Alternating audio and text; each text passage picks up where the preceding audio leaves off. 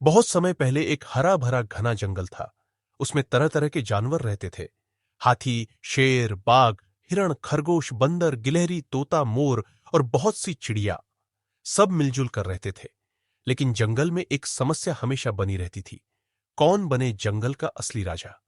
कभी शेर खुद को राजा घोषित कर देता, कभी हाथी अपनी ताकत के दम पर हुकूमत जमाने लगता, तो कभी बाघ दहाड़ मारकर सबको डराता। लेकिन किसी को भी सब जानवर लंबे समय तक स्वीकार नहीं कर पाते थे। इसी खींचतान में जंगल अक्सर घुटों में बंट जाता था। छोटे जानवर तो हमेशा डरे रहते थे। चालाक लोमड़ी का आगमन। इस जंगल में एक चालाक लेकिन हंसमुख लोमड़ी भी रहती थी। उसका नाम था फुर्तीली लोमड़ी। वह ज्यादा ताकतवर नहीं थी, लेकिन दिमाग की बहुत तेज थी। जब भी कोई मुश्किल आती, वही सबसे पहले उपाय सुझाती। एक दिन शेर और हाथी के बीच में जोरदार लड़ाई छिड़ गई। शेर गरज रहा था, मैं हूं जंगल का राजा, मेरी दहाड़ से पूरा जंगल कांपता है। हाथी ने अपनी सूंड घुमाई और कहा, राजा ताकत से बनता है, मेरी एक लात से बड़े बड़े पेड़ गिर जाते हैं। दोनों की लड़ाई से हिरण, खरगोश और बाकी छोटे जीव डर के मारे दुबक गए। तब फुर्तीली लोमड़ी ने सबको इकट्ठा किया और बोली, अरे भाइयों बहनों, जब तक हमारे बीच कोई समझदारी वाला राजा नहीं होगा, तब तक हम यूं ही परेशान होते रहेंगे। ताकतवर होना जरूरी है, लेकिन उससे भी ज्यादा जरूरी है अक्लमंदी और न्याय। सभी जानवरों को लोमड़ी की बात अच्छी लगी। उन्होंने कहा, ठीक है, तुम ही कोई उपाय बताओ। अगले ही दिन बड़े बरगद के पेड़ के नीचे जंगल की सभा बुलाई गई। सब जानवर आए। बंदर पेड़ की डाल पर बैठ गया, तोता टहनियों पर चहचहाने लगा, मोर अपने पंख फैलाकर नाचने लगा। लोमड़ी ने सबको शांत किया और कहा, हम सब मिलकर एक प्रतियोगिता करेंगे। जो भी 3 कठिन परीक्षाओं में सफल होगा, वही बनेगा जंगल का असली राजा। सब जानवर मान गए। पहली परीक्षा, साहस की परीक्षा। लोमड़ी ने कहा, जंगल के बीच एक गहरी नदी है, उसमें मगरमच्छ रहता है। जो भी बिना डरे नदी पार करेगा, वही असली साहसी कहलाएगा। सब जानवर घबरा गए। मगरमच्छ बड़ा धूर्त और खतरनाक था। पहले शेर उतरा। जैसे ही वह नदी के बीच पहुंचा, मगरमच्छ ने उसकी पूंछ पकड़ ली।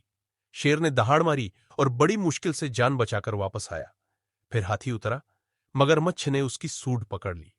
हाथी जोर जोर से चिंघाड़ा और भाग निकला। अंत में खरगोश चुपचाप आगे आया। सब हंसने लगे।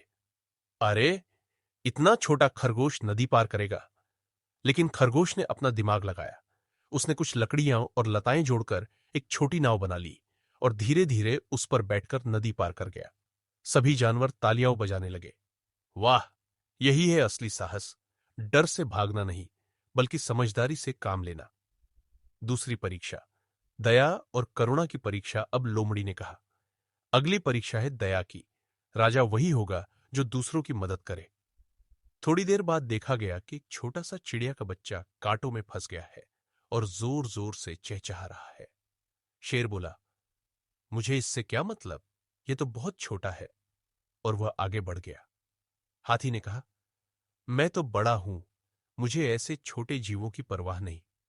लेकिन खरगोश धीरे धीरे वहां गया, कांटे निकालकर चिड़िया के बच्चे को आजाद किया और अपने मुंह से पानी लाकर उसे पिलाया।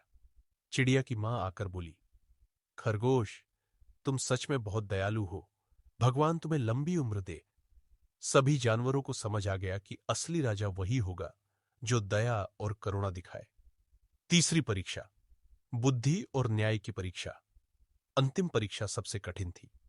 लोमड़ी ने कहा, मान लो जंगल में 2 जानवरों के बीच झगड़ा हो जाए, तो राजा को न्याय करना होगा। अब देखना है कि कौन न्याय कर पाता है।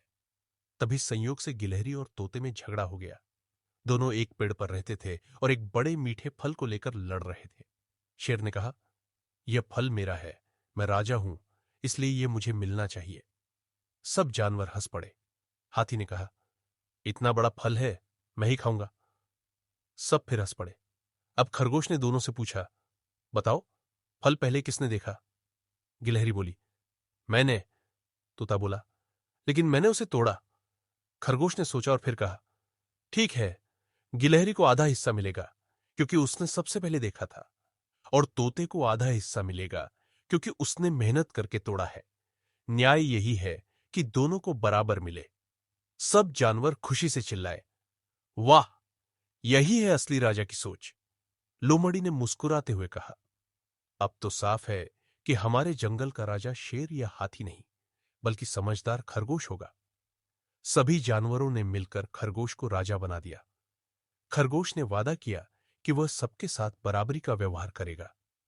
उस दिन से जंगल में शांति और खुशी छा गई। शेर और हाथी भी समझ गए कि केवल ताकत से नहीं, बल्कि अक्ल, दया और न्याय से ही कोई सच्चा राजा बन सकता है।